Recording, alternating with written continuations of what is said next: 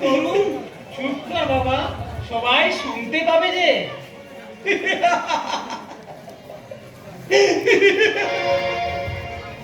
ছেলেরা সংসারী, একা বাবার কি লজ্জা, অথচ অথচ লজ্জা নেই এই ছেলের বউদের যারা বাবাকে দিয়ে চাকরির কাজ করায়।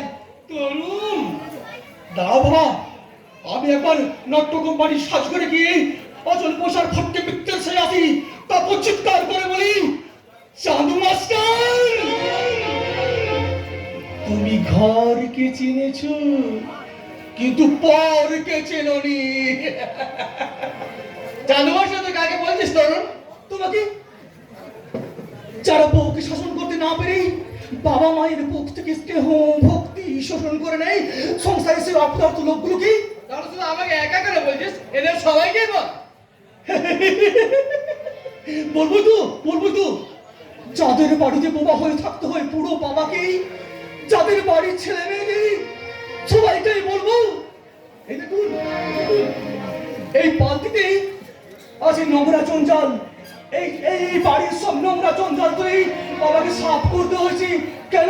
বাড়ির কাজের মেয়েটা কোনদিন কাজ করতে আসেনি। অথচ এবারে সব থেকে অকাজের মেয়ে আমার বউটা ঘন্টা ঘন্টা শিখে তুলে দিয়ে দূরবীন নিয়ে দেখতে হবে, একটুখানি সিঁদুর পরে খাটে বসে টিভি দেখছি। দেখবেই তো পটের টিভি যে, তাছাড়া এই বুড়ো চাকরটা তো আছে রে বাবা, এই বুড়ো চাকরটা তো আছে। আমার বাবা কাঁদছে। তুই তো এখন ভিডিও কমুন না, ভিডিও মানে তো প্রবলেমের আমি তো স্যার, আমি ভিডিও নই।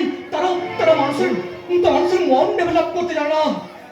তাই আমি এখন অচল বছর ফটকে মিথ্যে চিৎকার করে বলবো, চাঁদু মাস্টার, তোমরা কখন দয়ালু বাড়িতে হয়ে বসে আছো?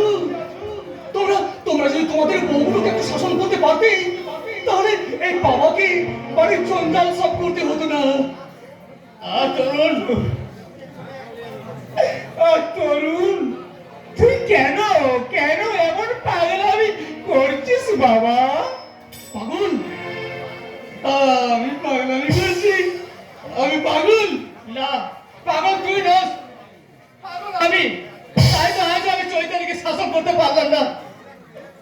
তরুণ ও কথা বলে আর কি হবে?